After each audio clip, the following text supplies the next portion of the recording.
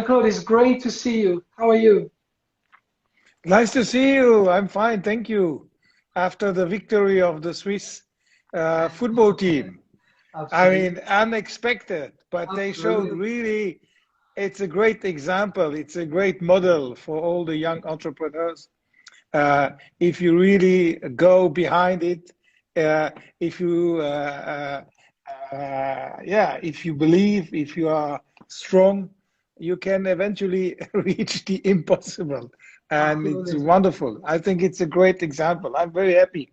And Absolutely. tonight I'm going to see, I'm going to watch Germany against England like a final. And it's only the eighth of Absolutely. the final. Absolutely. It's a pity that they meet so early, but it will be interesting.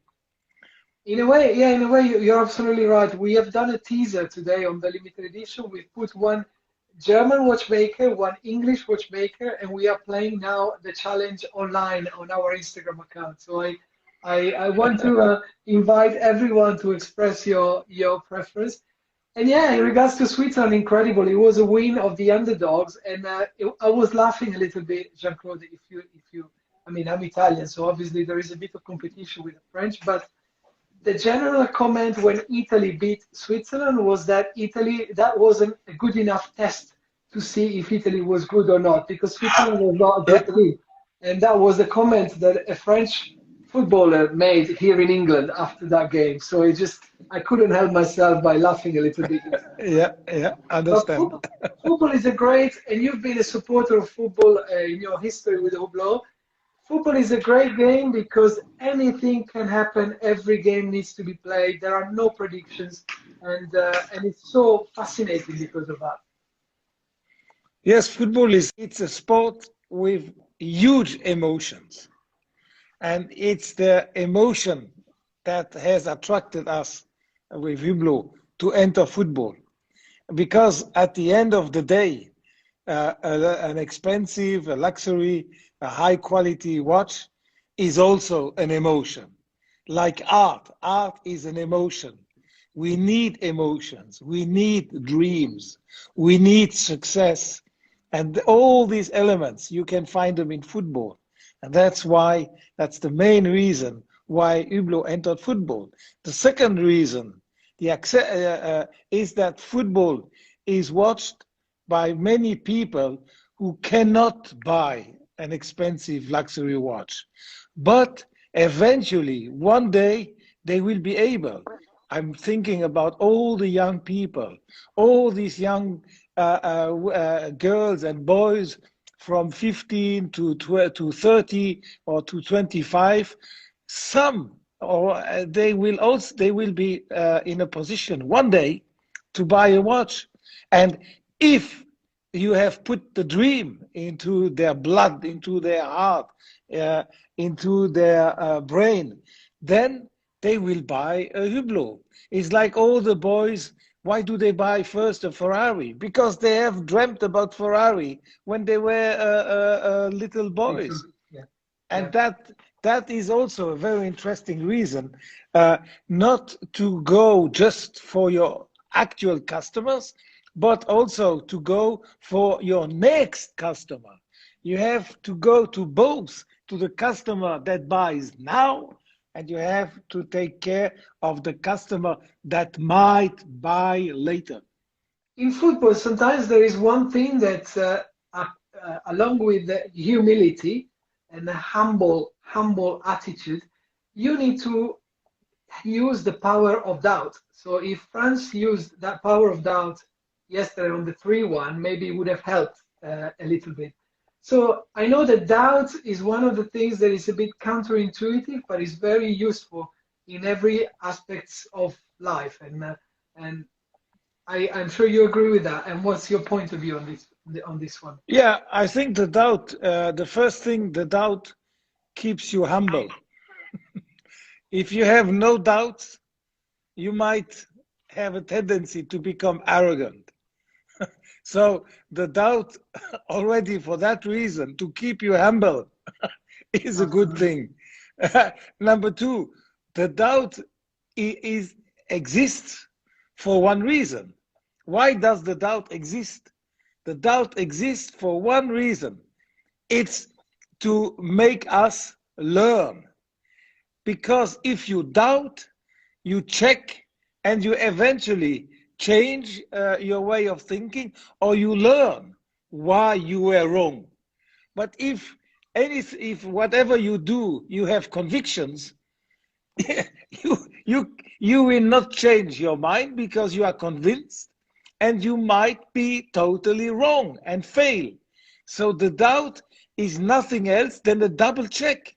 It's an additional check of what you have thought or what were your plans, and suddenly the doubt comes and say, hey, JCB, your plans look very good on paper.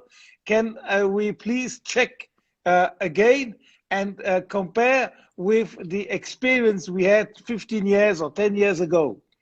And then if I do that, I check, and at the end I say, wow, thank you, Mr. Doubt, that you helped me. I have adjusted my budget by 10% because of you. If you haven't been here today, Mr. Doubt, I would not have changed my budget.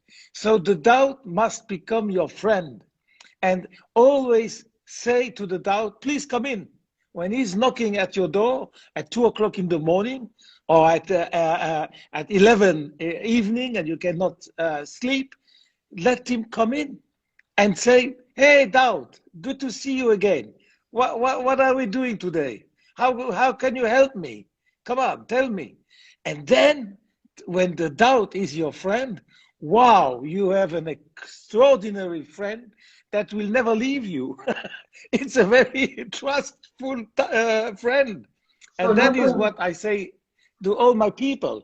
Let the doubt come in and play with him, talk with him, and he will help you. So when you were doing job interviews, for example, Jean-Claude, when you were choosing people that were doubtful, you didn't see it as a sign of weakness, you saw it as a sign of professionalism. Yes, because again, you know, if we talk together and I have a strong conviction, I will not learn from you. You might learn from me eventually, but I will not learn from you because I'm convinced and I will not change my mind.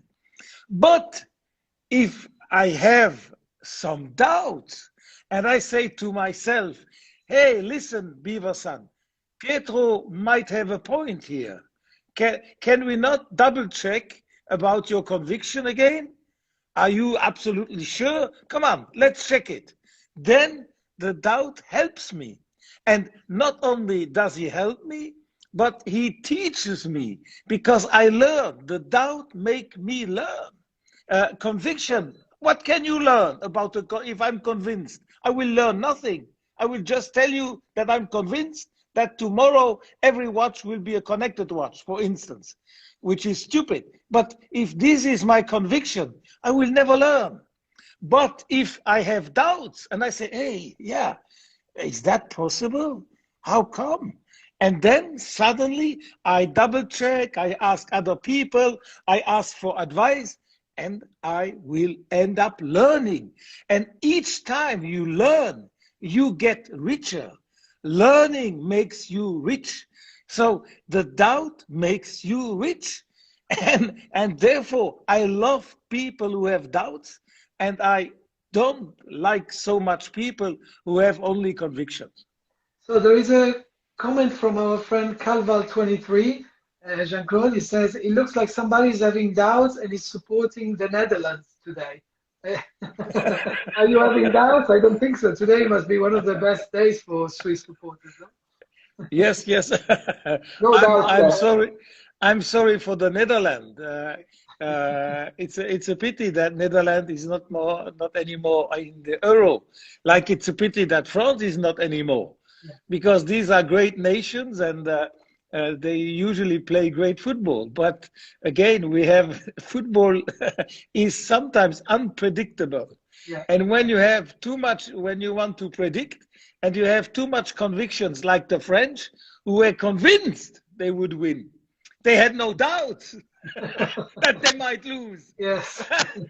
And what's the result? They lost. Yes. If they have any doubt, it would have maybe helped them from the beginning on to have another organization, not to play with 3 people in the defense, but maybe to play with 5. So Yeah. the doubt could have helped them to win. Good point. Good point. But tell me, Jean-Claude, once you go through the doubt process, then it's a fine line because, you know, as an independent watchmaker, for example, or as a young entrepreneur, there is a moment where you have to cut the doubt and you have to really push on. So where is the fine line? Where is the doubt actually becoming a certain kind of conviction or at least determination? Yeah, that's like in every conversation.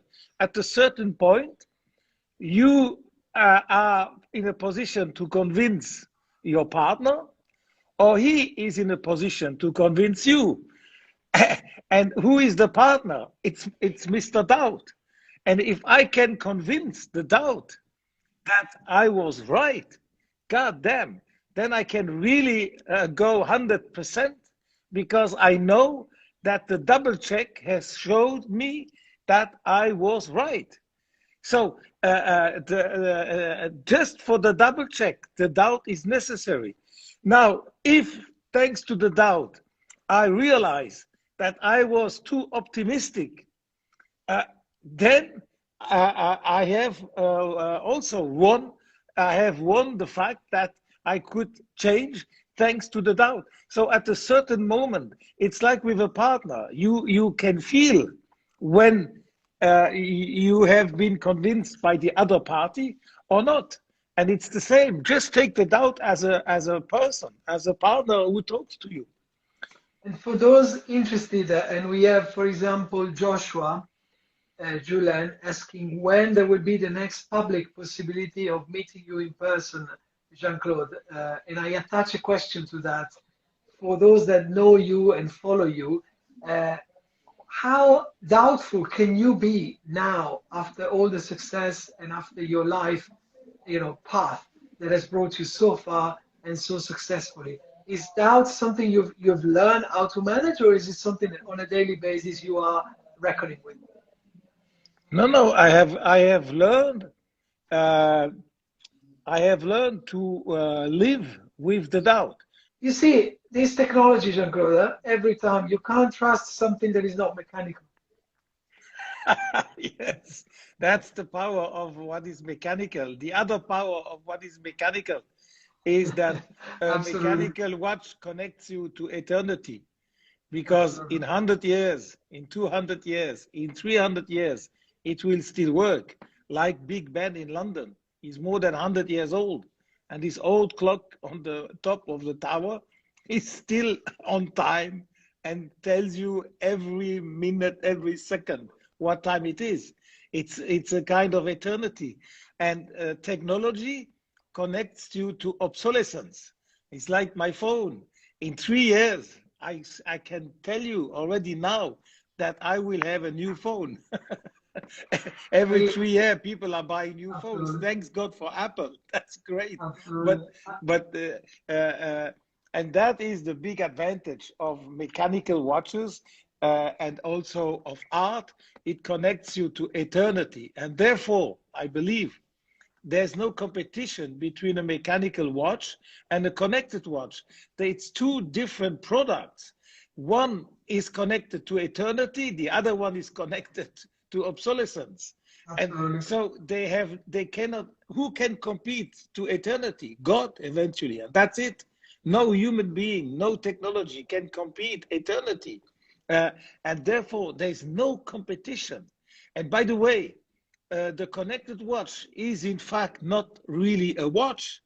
It's the miniaturization of a computer. They made it so small that you can wear it on the wrist, but it's nothing else than a little phone on your wrist. And how many percentage do you use your connected watch to look what time it is? Maybe 1% of the time. The rest of the time you use it as a computer, as a phone. And so we have 2 complete different products that are in fact not competing, and you can own both. You can eventually wear both, and in the same day you can wear a connected watch, and then in the evening you can wear a mechanical watch. Absolutely, Jean-Claude. And there is one of the things that we say to some of our collectors customers when we say, okay, on this independent watch brand, we can offer additional warranty, we offer worldwide delivery, and also you will not need an upgrade in the next 2-3 years. This is what Yes. we say sometimes. You will not need an upgrade. All you yeah, might need yeah. in 10 years is a little service, some Yes. little bit oiling and a little adjustment. Yes, absolutely. Absolutely. So, from the watchmaker point of view, Jean-Claude, life is great at the moment. You know, it is the time to break boundaries, to be creative, and to express your ideas like never before in the past. But still, you know, there must be in these young watchmakers, especially, you know, those watchmakers that are winning, for example, the EP8 prize for the best young watchmakers, etc. When they go out there, the doubt of not being good enough, or the doubt of going too much beyond what is accepted, or the doubt even of being too slow, because some of these watchmakers, they want to produce every single piece with their own hands. How would you recommend they should go over these doubts and turn it into positive energy? Yeah, well, it all depends of the message of their brand. If your Yeah, message of the brand is to have museum quality, to have the same quality, the same finishing, the same decoration, the same care as the pieces that are from 1855 and that you find in the Patek Philippe Museum or in the Swiss Watch Museum in La Chaux-de-Fonds, if that's your message, if that's your goal, then you will not be in competition with productivity and time. You will only go for excellency. And in excellency, time doesn't play a role. On the contrary, the more you will devote time for the polishing of a little wheel, the more you will spend time in the decoration of a wheel. That will just add and add and add. It means when you start to master what people cannot see, then you are reaching the top. The top can only be reached when you master the invisible. And this is what I call in my philosophy to make the invisible visible. Mastering what people cannot see. But you, as the creator, you know it and you see it. It's like the decoration under the dial. Some watches, you take the dial away and you say, wow, what an incredible finishing. What a pity that we have put a dial, because the dial is hiding this finishing. And then you take the dial away. So that is perfection. In that sense, and it all depends, what have you defined as a message? To which degree do you go? It's like when you are going in the mountain. Will I make a summit at 2,300 meters, or will I go to the Himalaya and go for an 8,000 meter mountain? Then you need other shoes, you need other glasses, you need other jackets, you cannot, you must first define where do you go. yeah, And very that's clear. and it's the same in your business. First define, what will I do? To which degree will I finish my watches? How many hours am I ready to spend? 2 years, or am I ready to spend 1 week? And that will give you the speed, and it will give you the definition of your quality process. Very, very interesting. And and now we will go quickly to a couple of questions that I've seen popping up. But once you made a big decision based on doubts that you had before, and you start on a straight line finally with some conviction about what you're doing, if things turn out to be wrong, what do you do? Do you steer? Do you or do you carry on? You know, Jean-Claude, I'm a Richmond guy, and I grew up in Richmond when Mont Blanc was presenting the fine high-end jewelry in competition with Cartier at higher prices than Cartier. And I can tell you there was a lot of doubt in the group about, you know, if this could have been achieved. And in fact, it turned out to be a wrong decision in the end. But Richmond being a big group, once a decision is made, you know, you go on a straight line, even if that straight line brings you into a wall. So from your point of view, what is the right way? You've gone through the doubt, you've made a decision, and then what? What if you make a mistake? No, I would never go over the doubt. I would never kill the doubt. The doubt must be a partner. You cannot kill your partner because then you are suddenly alone on the road. Yeah. So never kill your doubt.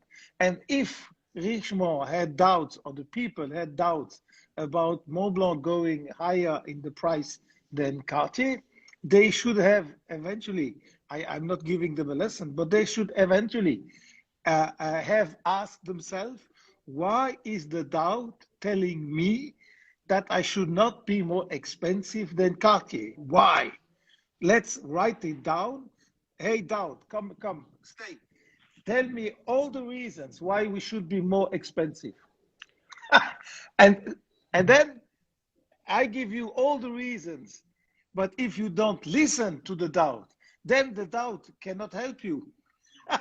And then if you do wrong, then you must be wise enough and courageous enough to immediately change. Immediately. Because the more you go on the wrong direction, the more you will be away from the point where you want to go. So yeah, and for a startup, for a startup or a young, the earliest you do a U-turn, the quicker you are back on the right track. So don't insist. So I think you should not do these two mistakes. Number one, let the doubt tell you what to do and discuss with him and challenge the doubt. If you can challenge him and say, doubt, come on, stop it now. I'm going to tell you the truth. And the doubt, you will see who is stronger.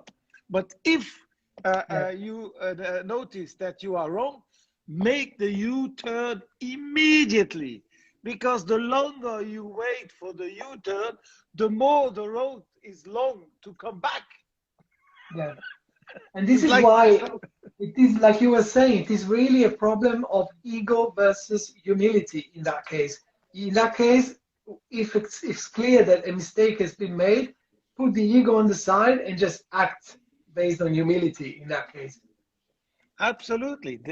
You need humility to talk to the doubt. Many people want to show others that they are strong and that they have no doubts. But these people are making me afraid. I'm always afraid of people who come to me with convictions. I said, hey, who are these guys? Are they coming from God? How can they have such convictions? Convictions are making me afraid. The doubt is not making me afraid, because with the doubt I can talk. I can exchange ideas. With somebody who has a conviction, what can you talk? Yeah, he's just convinced. It's finished. I agree, and I have the same feeling.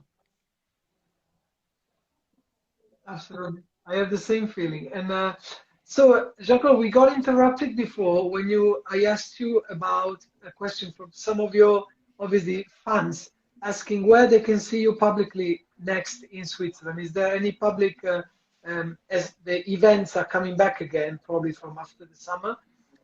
Are you going to the Geneva Watch Days or the GPHG? Are you planning anything public? I will fair in Dubai.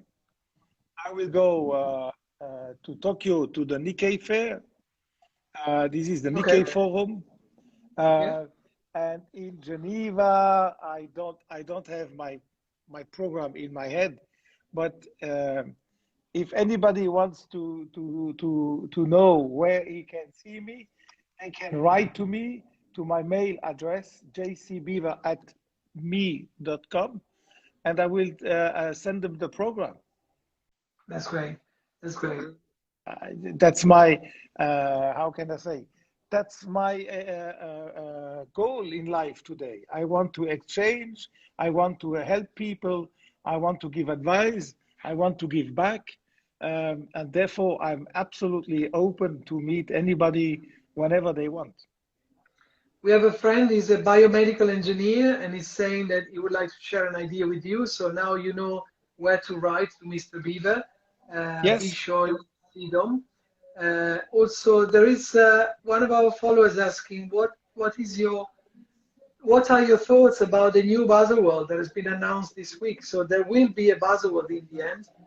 Besides the digital platform that they have announced, there will be Baselworld, and it will be at the same time as Watches and Wonders.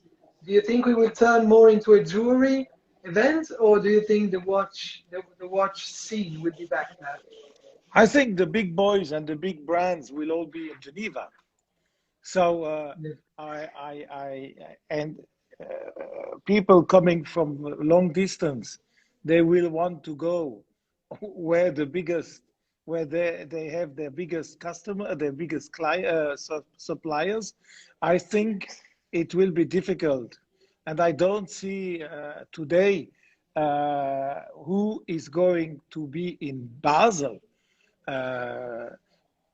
There will be certainly a few brands, but if all the big ones and the strong ones are in Geneva, I see this as a big competition to Basel. I also heard that they are looking for accessible luxury, while Geneva could be called, they say, inaccessible luxury. But you know, I must say I haven't read the PR document. I haven't read any articles about Baselworld. I have some sympathy for Baselworld because I have been there for more than 45 years.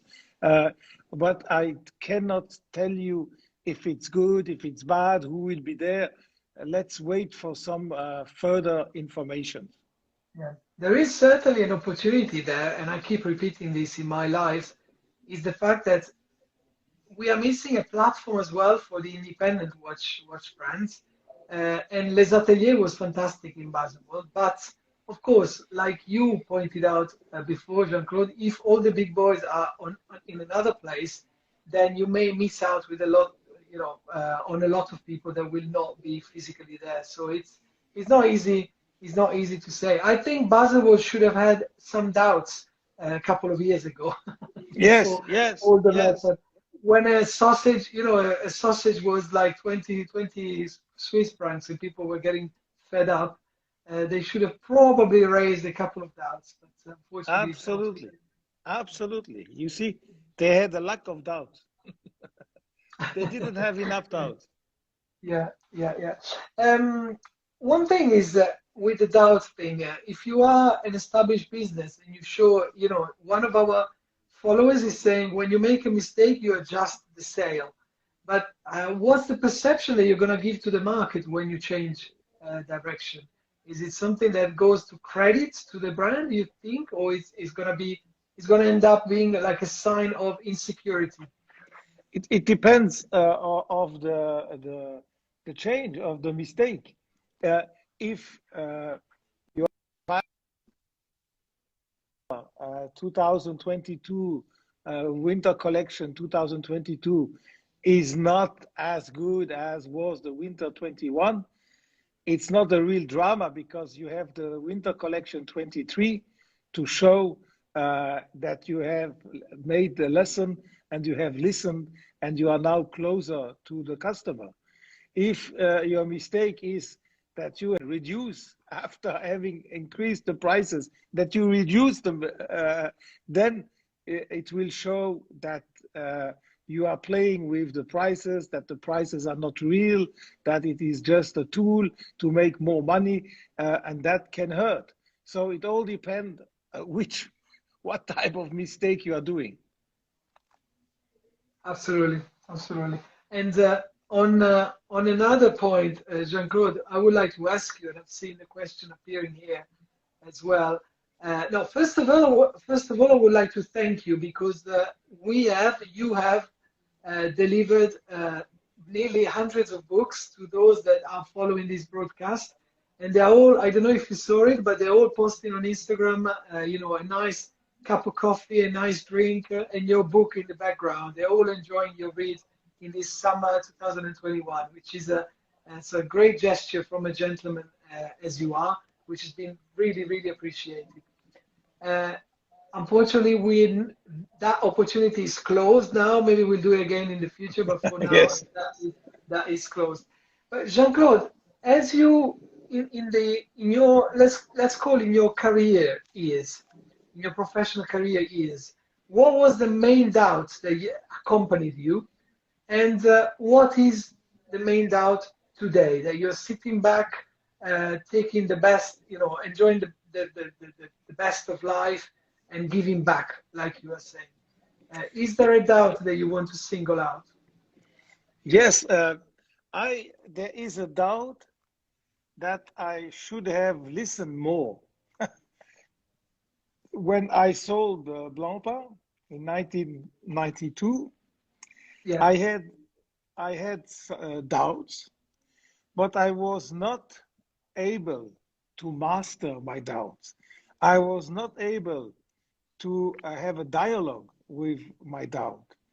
And therefore, as I could not handle the doubt, I decided that I would make a decision, whatever the doubt would be. So I failed to listen to the doubt, and I made a decision without respecting what the doubt was telling me. And I sold. I have still today regrets that I sold my company. Would I have listened more to my doubts if I would have said to the doubt, come in, don't stay outside, come in, tell me, what are you bringing me? What are you talking about? I would have maybe come to the conclusion not to sell. So if I may say, I missed the opportunity to enter into a dialogue with the doubt, and I opposed to the doubt a conviction. And that was a sign of weakness. Because if you are strong, then you are not afraid to have a dialogue with somebody who has another idea than you. If you are weak, you want to impose your position. You don't want to talk about it. And I was weak. Now, today, if I have still doubts. One of my doubts is, should I do my own brand? Many people said, yes, Mr. Biver, do your own brand. You, after 45 years, you are like a legend, blah, blah, blah, etc. And I still haven't made the decision to make it because the doubt, I couldn't convince my doubt. The day I can convince the doubt to shut up and to accept my position, then I will be clean. But for the moment, I'm still, the doubt is still there. And I cannot find, and I don't want to oppose him a conviction. I don't want to impose to my doubt that I'm going to make my brand. So I'm still listening to the doubt. And every day I get some more information, or not every day, but let's say every week, I get more and more. So I'm coming closer, closer, closer to the decision. But the decision has not yet been made. And it might be done in 2 months, in 3 months. But one day, I know the decision will be made. But it needs time to have this dialogue with my doubt. Yeah, yeah. And sometimes it's a long process, huh? Yes. Very good. Jean-Claude, thank you very much for your time. I think very soon we're going to be in competition with a tiny little football game that is going to start in 15 minutes. So yes. I suggest we let everybody go and get a drink and enjoy the football, and yourself as well. Thanks a million again. This was another fantastic conversation. And if you have any more questions for Jean-Claude, we couldn't answer all of your questions, but please feel free to write a message to the limited edition or to write directly to Jean-Claude on his Instagram account or on the email that we just spelled out. So thank you very much, Jean-Claude. Thank you, Pietro. See you soon. Thank you, everybody. Thank you, Pietro. See you next time. Bye-bye.